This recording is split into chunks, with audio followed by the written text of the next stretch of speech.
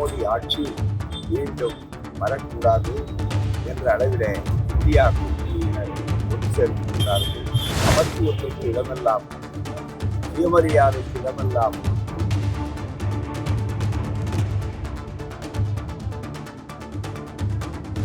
அம்பேத்கர் அவருடைய பிறந்த நாளை சமத்துவ நாளாக அறிவித்து அந்த சமத்துவ நாளிலே ஒவ்வொருவரும் இப்போது எடுக்கப்பட்ட அந்த உறுதிமொழியைப் போலவே உறுதிமொழி எடுக்க வேண்டும் என்று தெளிவாக சொல்லி அந்த உறுதிமொழியைத்தான் நாம் ஏற்றோம்.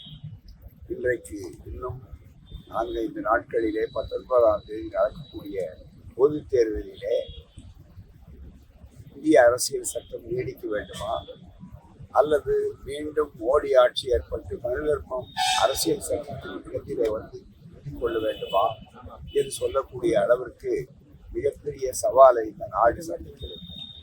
சமத்துவத்திற்கு இடமெல்லாம், சுயமரியாதைக்கு இடமெல்லாம் மாநிலங்களையே அழிக்க வேண்டும் நினைத்துக் கொண்டு எதையெல்லாம் போற்றி பாதுகாத்து சொன்னார்களோ அந்த சமூக நீதி, சுதந்திரம், சகோதரத்துவம், சமத்துவம் இவைகளுக்கெல்லாம் குயிறு வண்டி பொதித்துக் கொண்டிருக்கக்கூடிய மோடி ஆட்சி மீண்டும் வரக்கூடாது என்ற அளவிலே இந்தியா கூட்டணியினர் ஒன்று சேர்க்கின்றார்கள்.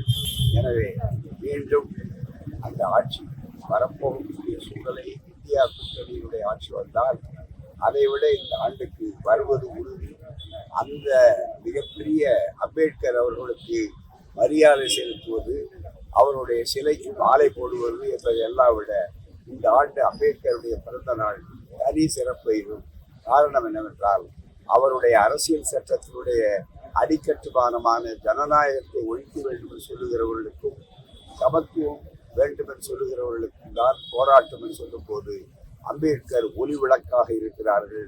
அம்பேத்கருக்கு விரைவில் ஜூன் 5ஆம் தேதி அன்று இந்திய நாடு இந்திய கூட்டணியினுடைய வெற்றியை வைத்து மாலை சூட்டும். நன்றி, வணக்கம்.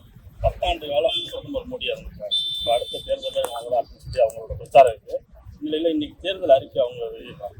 ஆனால் தேர்தல் அறிக்கை மக்களுக்கு ஏற்கனவே தெரியும். ஏன்னா அது தேராத அறிக்கை, தேராத ஒரு ஆட்சி. ஆகவே அவர் எப்போது தேர்தல் அறிக்கை வெளியிட்டாலும் அதை பற்றி கவலை இல்லை. அவர்களுடைய தேர்தல் அறிக்கை என்பது எழுதப்படாத ஒன்று. மதவெறி, ஜாதி வெறி, பதவி வெறி, இவ்வளவுதான். இதற்கு மேலே இப்போது தேர்தல் அறிக்கையில் ரொம்ப வெளிச்சமாக தெரிவது இந்தியாவுக்கு மட்டுமல்ல, உலகம் முழுவதும் தேர்தல் பத்திரம். பல்லாயிரக்கணக்கான ஊழலை ஒழிக்கிறேன்னு சொல்லக்கூடிய இந்த உத்தமருடைய ஆட்சியில எப்படி எல்லாம் இருக்கிறது. உச்ச நீதிமன்றமே ஒவ்வொரு நாளும் உடைபொருள் எடுத்து காட்டுவதற்காக காட்டிக் கொண்டிருக்கிறார்கள். ஆகவேதான் பத்திரமான தேர்தல் வேண்டும் என்று சொல்லக்கூடியவர்கள் ஒரு அணியில் இருக்கிறார்கள். தேர்தல் பத்திரத்தை வச்சு நடத்தக்கூடியவர் இன்னொரு அணி இருக்கிறார்.